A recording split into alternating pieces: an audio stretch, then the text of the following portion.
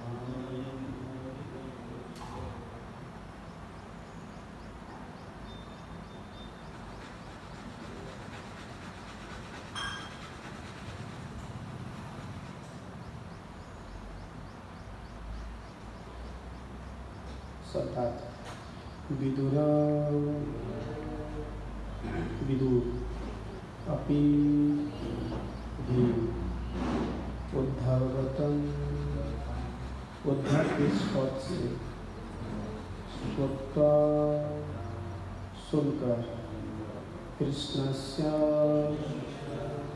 भगवान श्री कृष्ण के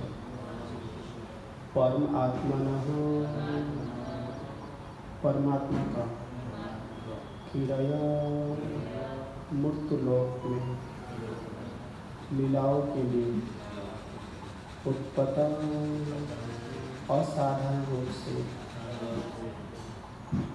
स्वीकृत देहस्य शारीरिक कर्माणि दिव्य कर्म शुद्धतेन अत्यंत प्रशंसित जो भी बात आपके श्री प्रभुपाद की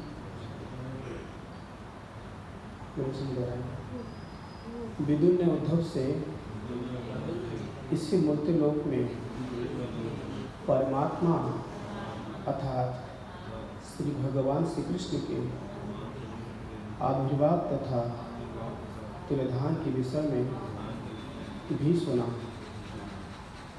जिससे महर्षिगण बड़ा ही लगन के साथ जानना चाहते थे।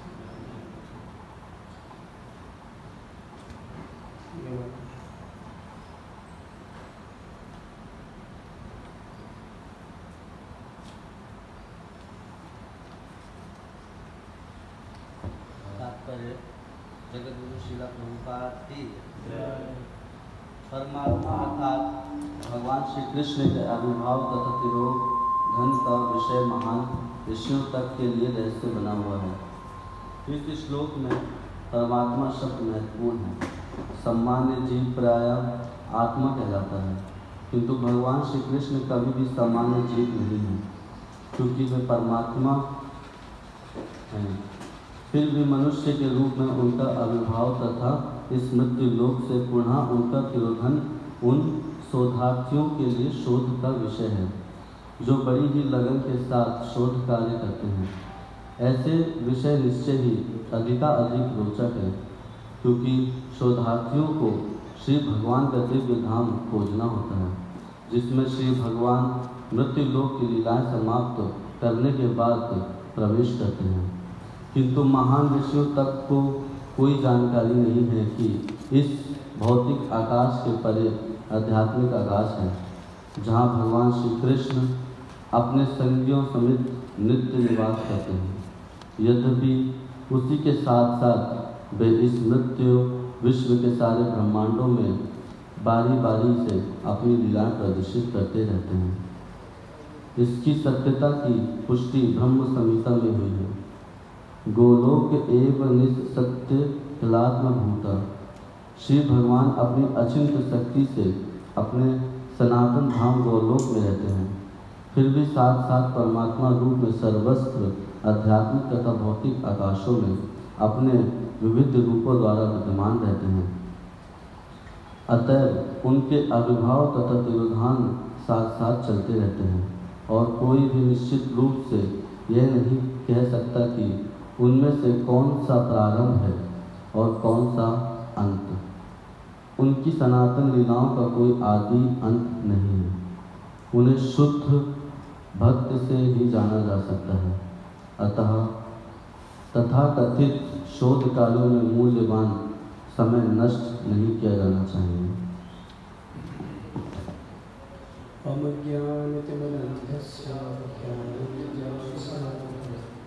चक्षुमन्तमनेन तस्मै श्रीगुरुवे नमः। श्रीचैतन्यमनोभीष्टं स्थापितं येन भूतले स्वयं रूपं तदा ददाति स्वतः। वन्देऽहं श्रीगुरुं श्रोतापदकं श्रीगुरुवैष्णवं च श्रीरूपं सर्वजातं शरणार्थं शरणं सावधूतं पुरुषं कृष्णचन्द्रदेवं श्रीराधा कृष्णपादां सललिता श्रीविशाखान्वितं। हे कृष्ण करुणा सिंधु दीनबन्धु जगत्पते गोपीश गोपिकान्तं तप्त कांचन गौरांगे राधे वृंदावनेश्वरी वृषभानुसुते देवी प्रणमामि हरिप्रिये। वंशाग्रपतिरूपस्य कृपा सिन्धुश्च पतितानां पावनेभ्यो वैष्णवायो नमो। जय श्री कृष्ण चैतन्य प्रभु नित्यानंद श्री अद्वैत गदाधर शिवासादि गौर भक्तवृंद। हरे कृष्ण कृष्ण कृष्ण हरे हरे हरे राम राम राम हरे हरे।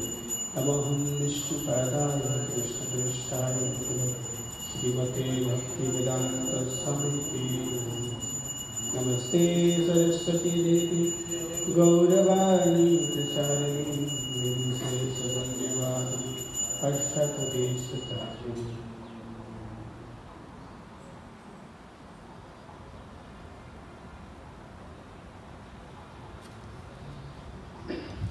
हरे कृष्ण।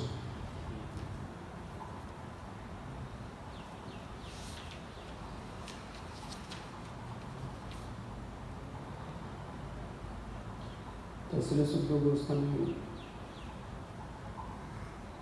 यहाँ पर वर्णन कर रहे हैं। परीक्षित महाराज को बता रहे हैं। इससे पहले श्लोका में ही बताया था कि श्री सुखदेव गोस्वामी राजा ने सूचित किया कि इस तरह समस्त वेदी ज्ञान शब्द 3 लोग के गुरु पूर्ण पुरुष भगवान के द्वारा उपदेश दिया जाने पर उद्धव बद्र का आश्रम तीर्थ स्थान पर पहुँचे। श्री भगवान को तुष्टि कर रहे तो उन्हें अपने आप को ही समाधि में लगा दिया।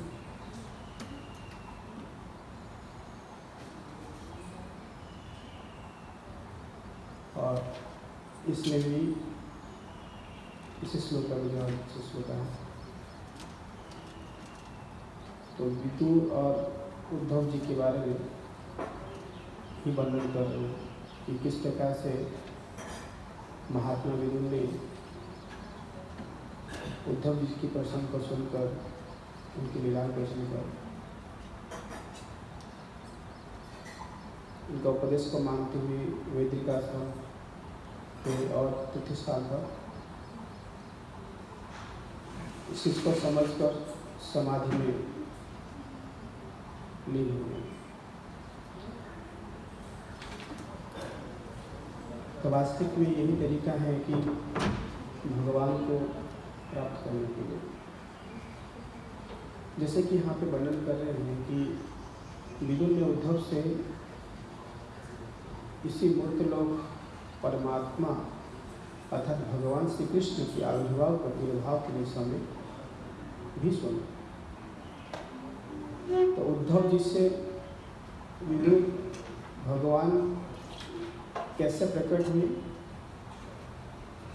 और किस प्रकार से तिरोधान हो रहा है, क्यों प्रकट हो रहे हैं, ये बात भी सुनी। जैसे कि हम जानते हैं कि भगवान प्रकट होने का श्री राधा भगवान भगवान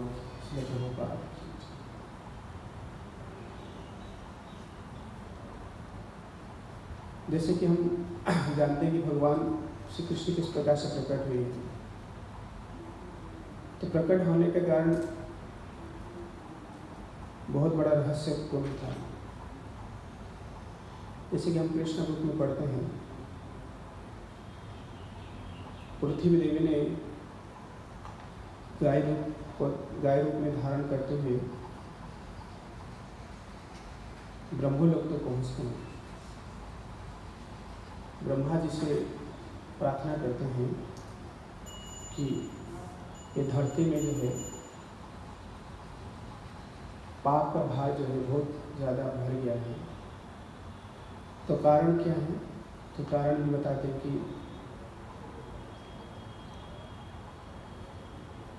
मथुरा में एक कंस है। कंस जो है ये ब्राह्मण का अत्याचार करते हुए यज्ञ, पूजा विधि ये सब कुछ बंद कर चुका है। और पृथ्वी माता को जो है आप कितना भारी रखिए इससे कोई मतलब नहीं रहता है। जब भी कोई पाप कार्य करते ही उनको ज़्यादा भारी पन लगता है। ऐसे कभी धरती से पृथ्वी माता कभी ब्रह्मा जी के पास गए नहीं थे। जब पहली बार गए तो ब्रह्मा जी बहुत ही सीरियस बात गंभीरता से लिए और साथ में देवी देवता लोग भी, इंद्र चंद्र वरुण आदि सब कुछ ब्रह्मा जी के पास गए और ब्रह्मा जी से प्रार्थना की कि इसे समस्या का समाधान कैसे हो सकता है। और समस्या का समाधान के लिए हमको किसके पास जाना चाहिए, क्या आप कुछ बता सकते हैं? ब्रह्मा जी को बोले। तो ब्रह्मा जी ने सब कुछ विचार करने के बाद तो जब भी इनका रिपोर्ट देखने के बाद फिर तुरंत विचार किए कि ये समस्या का समाधान जो है मेरे हाथ में भी नहीं है। तो फिर भगवान के पास जाने के लिए सारे देवता लोग और ब्रह्मा जी स्वयं ही खींच सागर तट पर जाते हैं। जाकर भगवान से ऑर्डर नहीं देते हैं, इनसे प्रार्थना करते हैं। भगवान को प्रकट करने के लिए स्तुति करते हैं ब्रह्मा जी। भगवान को स्तुति करने के बाद भगवान तभी प्रश्न होते हैं जब भी भगवान को हम प्रेम से पुकारते हैं। और तुरंत ही ब्रह्मा जी की बात को सुनकर वहाँ पर प्रकट होते हैं भगवान और ब्रह्मा जी से पूछते हैं कि समस्या क्या है। तो फिर जो भी धरती माता ने जैसे ही सुनाया था कि ऐसे ऐसे कष्ट हो रहा है, तो तुरंत ही उनको वर्णन करते हैं कि एक है राजा जो है अपने पिता को ही जेल में डालकर खुद ही राजा बनाए हैं, राजा बनकर, और सभी को ही कष्ट दे रहे हैं राज्य को। और धरती में भी बहुत सारा ऐसे अनाचार कार्य कर रहे हैं जिसके कारण देवी देवता को भी योग्य आहुति नहीं मिल पा रहा है, इनका पेट भरण पोषण नहीं हो पा रहा है। यदि इनका भरण पोषण नहीं होगा तो आपने जो सृष्टि का निर्माण किए हैं तो फिर वो कैसे चलेगा। इसलिए प्रमुख जो है अंग प्रत्यंग कैसे एक्टिव होता है, जब भी हम मुख के द्वारा पेट में जब आने जाता है, इससे ही भरण पोषण सारे अंग प्रत्यंग एक्टिव होता है। तो इस प्रकार से जब तक आपको खाना ही नहीं मिलेगा, यज्ञ ही नहीं होगा आपके नाम से, तो फिर आप कैसे, फिर आपका कैसे एनर्जी शक्ति आएगी। तो जब भी ये सब कुछ रहस्यपूर्ण बात को सुनने के बाद भगवान ने बोले कि मैं बहुत ही शीघ्र जो है उत्पन्न होने वाला है। कहाँ पे? तो बोले कि ऐसे मथुरा एक जगह है जहाँ पे कंस निवास करते हैं, और पूरा प्लानिंग जो है ब्रह्मा जी को भी पता था और सभी को बता दिया, फिर भी कष्ट में ही थे। तो सुनकर तुरंत ही फिर वहाँ से भगवान से प्रार्थना की। प्रार्थना करने के बाद भगवान चले जाने के बाद फिर तुरंत आ गए, और बहुत समय तक अपेक्षा कर रहे थे कि कब भगवान का प्रकट होगा, कब भगवान का प्रकट होगा। और फिर उद्धव जी ने विदुर को ये भी बात सुनाई कि भगवान जब प्रकट हुए हैं कि आपका जो पिता माता जो है भगवान के, वो एक सामान्य नहीं है। तो फिर वासुदेव के बारे में ही गुणगान करते हैं, वासुदेव कौन था, और देवी की माता के बारे में। तो ये कहानी भी सुनाते हैं कि एक बार कथा है कि भगवान के पिता वासुदेव और देवकी का विवाह संस्कार किए कंस महाराज ने।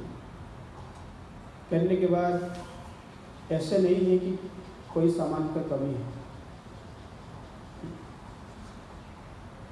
देवकी की सेवा करने के लिए दास दासियाँ, हाथी घोड़ा बहुत सारे इनको उपहार दिए थे कन्यादान के रूप में, और सब कुछ सही चल रहा था। बहुत अच्छे से विवाह संस्कार होने के बाद फिर वैदिक कल्चर में ये बात है कि यदि कन्या को छोड़ने के लिए अपनी मदर नहीं जाता, उनका भाई फिर उनके साथ जाता है, तो बहनें तो जाती हैं। तो तुरंत जब भी बहुत प्रेम उल्लास में जब भी लेके जा रहे थे,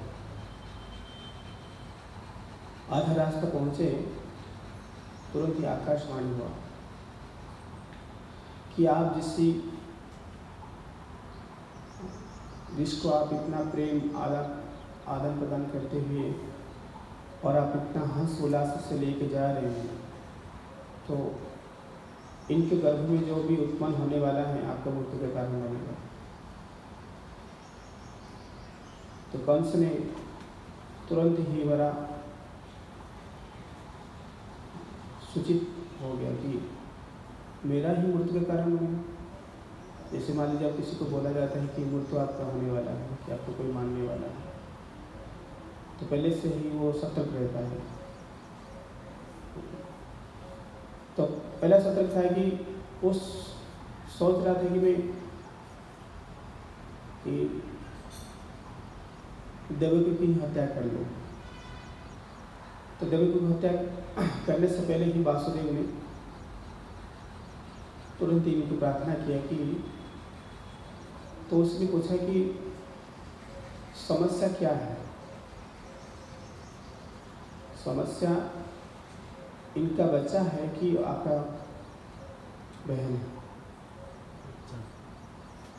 तो कहने लगे कि इनके गर्भ में जो उत्पन्न होने वाला जो बच्चा है, जो इनके जो पुत्र होंगे, आत्मा पुत्र, तो वो ही मृत्यु का कारण है। तो आप क्या चाहते हैं? आप तो यही चाहते हैं कि बच्चे का हत्या करें। तो अच्छा है कि मैं आपको आज से मैं वादा करता हूँ कि जो भी गर्भ होगा, तो मैं आपको गर्भ में जो भी उत्पन्न होगा बच्चा, तो तुरंत ही आपको लाके समर्पित कर दूँगा। यदि आप चाहे रक्षा कर सकते हैं, आप चाहे तो मार भी सकते हैं। क्योंकि इससे पहले वासुदेव की महिमा के बारे में कंस महाराज ने भी सुने थे, तभी जाके उनको अपने बहन को इनको दामाद के रूप में चुने थे, इनको कि इनका ही पति बनेगा तो सुख शांति रहेगा करके। जब ये सब कुछ बात होने के बाद, कुछ समय के बाद फिर इनको राजभवन में रखा जाता है। तो अचानक कुछ इनके पास में मन में कुछ विचार आता है और कुछ समय के बाद बच्चे का उत्पन्न होता है। तो एक एक पुत्र करके एक एक पुत्र को मानने लगता है, और जो भी है, जो भी उत्पन्न होते हैं, फिर तुरंत ही कंस महाराज को ले देते और तुरंत इनका विनाश कर लेते थे, मार देते थे। और आगे जाके फिर धीरे धीरे फिर छठा गर्भ हुआ। तो वहाँ पे फिर बलराम फिर वहाँ पे देह धारण किया गया रोहिणी के गर्भ में। और जैसे ही 8वां गर्भ में हुआ, भगवान प्रकट हुए और इनको बता रहे कि भगवान जब प्रकट हुए तो चतुर्भुज के रूप में प्रकट हुए थे। तो उद्धव जी ने इस बातों को विदुर जी को बताया, बड़ा आश्चर्यचकित हो गए कि ये कैसे हो सकता है, बच्चा तो 2 भुज है, रोते भी है। और भगवान श्री कृष्ण प्रकट जब भी हुए तो फिर जन्म लेने के बाद फिर रो नहीं रहे थे, क्योंकि हर बच्चा तो रोता है, मेरे रोते हो। तो उससे इनको पता चला कि भगवान कुछ भी कर सकते हैं, किसी भी रूप में जा सकते हैं। और बड़ा लॉजिक देखते हुए उद्धव जी फिर महात्मा को समझा रहे कि ये बात जो है हुआ था। और जब इस कथा को सुनते हुए तो आगे पूछते हैं कि अब कि फिर प्रकट तो हो गए, तो फिर भगवान वृंदावन कैसे प्रवेश किए? तो प्रवेश करने का भी पॉइंट बता दें कि तो जब भी वार्तालाप हुआ देवकी के संग भगवान से कि वासुदेव ने कहने लगे कि यदि आप ऐसे रूप में रहेंगे तो फिर सबको पता चल जाएगा कि आप भगवान हैं, तो फिर आपके पास जान से मार देंगे। यदि आप मेरे पास में रहेंगे तो कल आपको मृत्यु हो जाएगी। तो फिर बोलते कि ऐसे कुछ नहीं होगा, तो मैं आपको जो आदेश देता हूँ उस कार्य को करो। और तुरंत ही भगवान को लेकर वासुदेव ने यमुना नदी पार करके आनंदबाग के घर में पहुँचाते हैं। और जैसे जैसे भगवान उपदेश देते हैं और तुरंत उस कार्य को करने लगते हैं। और बड़ा ही रचक पूर्ण बात था, भगवान इस प्रकार से प्रकट हुए और जब वृंदावन के बारे में लीला सुनते हैं तो और ही भाव हो जाते हैं। तो इसमें वर्णन कर रहे हैं कि कि इनके विषय में सुनकर कौन मोहित भी हो गए इनके प्रति। हमारे हम किसी बच्चे के बारे में सुनते कि बच्चा इतना छोटा समय ही इतना बड़ा लीला कर रहे हैं, तो हम सभी लोग क्या करते हैं, इस व्यक्ति के पास, बच्चे के पास देखने के लिए जाते हैं। ठीक है, तो ये लीला सबसे पहले जो है हम देखते हैं चैतन्य महाप्रभु की लीला में भी हुआ था ऐसे। जैसे ही चैतन्य महाप्रभु प्रकट हुए थे, तो चैतन्य महाप्रभु प्रकट होने के बाद तो एक बार रोने लगे, और इतना रोने लगे कि इनको चुप करने के लिए भी कोई समस्या का समाधान नहीं ढूंढ पा रहा था। और समस्या का समाधान क्या था कि कभी हरि हरि बोल रहे थे तो कभी चुप हो जाते थे, कि हरि नाम भी कीर्तन करते थे। और बचपन में ऐसे लीला करते थे कि जो सभी को आजकल उनको सुनकर बड़ा ही उनको बहुत अच्छा लगने लगता। तो इस प्रकार से जब मैत्री मुनि के पास गए कि, और आगे द्वारका लीला के बारे में वर्णन करते हैं, क्योंकि बाद में विदुर महात्मा से भगवान से मिलन हुआ द्वारका में आए। तो द्वारका में फिर बताते हैं कि रुक्मणी जी से विवाह किए थे, कि ऐसे राजमहल को प्रकट करवाया है, और इनका अंतिम समय जो है इस प्रकार से है। तो यहाँ पे वर्णन कर रहे हैं कि बड़ा बड़ा ऋषि मुनि भी इसको लगन के साथ सुनते हैं।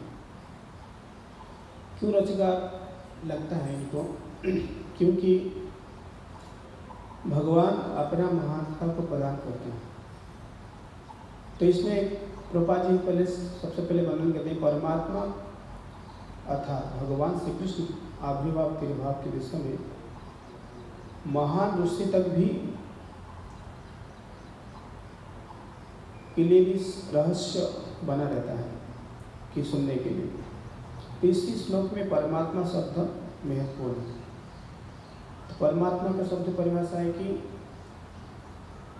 हम जीवात्मा हैं, परमात्मा भगवान है। क्योंकि सामान्य जीव प्रायः तो आत्मा कहलाता है, किंतु भगवान श्री कृष्ण कभी भी सामान्य जीव नहीं है। तो प्रभुपाद जी यहाँ पे लॉजिक दे रहे हैं कि पर हम भी भगवान मान लेते हैं। जैसे भागवत गीता में कहते हैं कि सर्वस्व सामोदि समृद्धि, कि आपके हृदय में भी भगवान विराजमान करते हैं। तो लोग को लगता है कि मैं भी भगवान हूँ।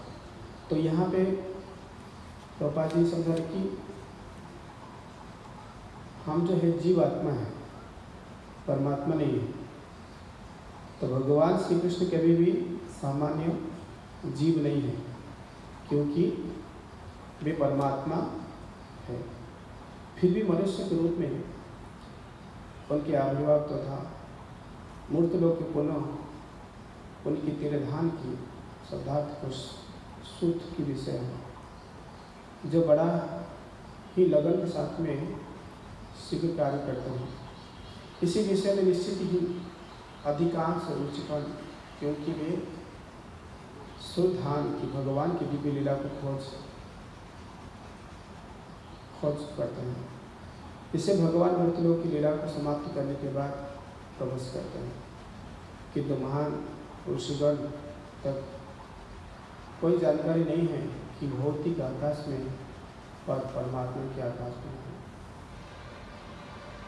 तो लोगों को ये भी पता नहीं कि ये लोग छोड़ने के बाद भी दूसरा लोग भी है। तो इससे हमको समझा है कि देखिए, जो आज हमने जो एक कष्ट भोग रहे हैं कि हाँ आज हमारा बुरी विपत्ति पड़ी है, तो कारण ये माना जाता है कि पूर्व अर्जित कर्म के अनुसार, यदि पूर्व अर्जित कर्म के अनुसार यदि हमको गरीब परिवार की धनी परिवार में कि इतना बीमार, इतना परेशानी आ रहा है, तो आप ये कैसे नहीं समझ पाएंगे कि आप कि इसी मूर्त लोग छोड़ने के बाद भगवान के धाम जा सकते हैं। तो ये भी है। तो ये आपको तभी समझ पाएंगे जब भी हम श्रीमद् भागवतम को भगवान की लीला के बारे में सुनेंगे। एक कथा आता है चित्रकूट महाराज के बारे में, चौथा स्कंद में वर्णन है। तो वहाँ पर चित्रकूट महाराज को जीवात्मा से साक्षात्कार करते हैं। चित्रकूट महाराज ने बहुत प्रयास किए एक पुत्र को प्राप्त करने के लिए, एक पुत्र प्राप्त भी नहीं हो पाया। तो चित्रकूट महाराज ने बहुत शौक बस कर रहे थे। तो अपने गुरु अंगिरा मुनि वहाँ पर पहुँचे। पहुँचने के बाद उनको उपदेश दिए कि आपका पुत्र प्राप्त हो सकता है, तो इसका होगा तो एक कारण ये है कि सुख भी और दुख भी रहेगा। तो इस शब्द को नहीं समझने के कारण बड़ा ही हर्ष उल्लास से अपने जीवन बिताने लगते हैं। कुछ समय के बाद ही चित्रकूट महाराज के पुत्र जो है स्वर्गवास हो जाते हैं, मर जाते हैं।